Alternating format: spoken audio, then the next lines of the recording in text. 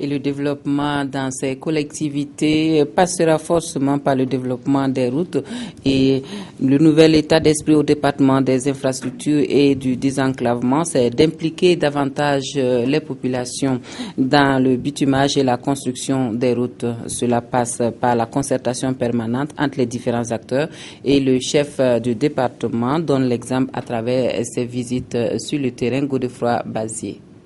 2 routes départementales, une rue à Ouagadougou et une bretelle à Koubri, une tournée pour prendre le pouls de chantiers de construction de routes et pas seulement. Zignaré-Zitenga, la route départementale 40 et la bretelle de Koubri sont 2 situations caractéristiques que le ministre des Infrastructures, du Désenclavement et des Transports a pu apprécier. C'est uniquement lié au travail lui-même. Ce n'est pas aussi simple, on ne peut pas le dire. Mais nous avons surmonté la difficulté avec le courage de tout le monde et surtout l'organisation mise en place par la direction technique et aussi par le DG qui tout le temps est présent sur les chantiers. Il ne nous a jamais abandonnés. Ça nous a permis de réussir au travail. La tournée a surtout permis au ministre Jean-Bertin Ouedraogo d'insuffler aux entreprises et à tous les acteurs une nouvelle dynamique qui allie concertation et dialogue permanent.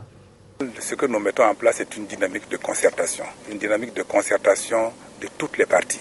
Et j'ai toujours insisté sur la nécessité que l'on associe l'ensemble des concessionnaires dès le début de la conception des projets, de manière à ce que chaque concessionnaire puisse prendre la pleine mesure de ses responsabilités durant l'exécution du chantier. Alors cette dynamique est en marche. Nous allons donc mettre ce mécanisme-là, réactiver ce mécanisme pour inviter les uns et les autres à apporter leur contribution pour que nous puissions sortir de cette difficulté.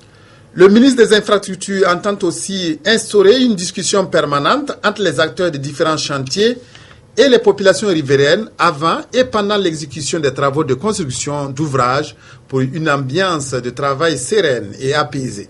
Nous avons invité les entreprises, nous avons invité l'administration en charge du projet, c'est-à-dire la direction générale des ouvrages d'art, les entreprises et les missions de contrôle à mettre en place un cadre de concertation avec les riverains. Sur la Paella Babanguira, les riverains sont organisés en un comité de suivi du chantier. Et je pense que sur le lot Ouemtenga, où nous avons l'entreprise Cogev internationale, le mécanisme est en marche.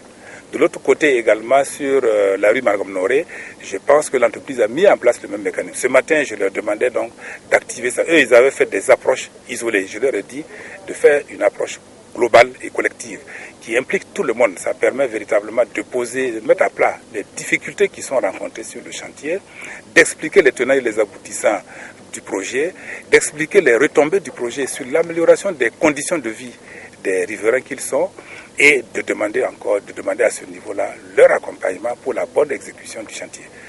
Aller au-delà de la simple vérification du niveau d'exécution des travaux de construction et de bitumage de route pour prêcher la concertation entre acteurs et populations riveraines est le nouveau credo des autorités des infrastructures, du désenclavement et des transports.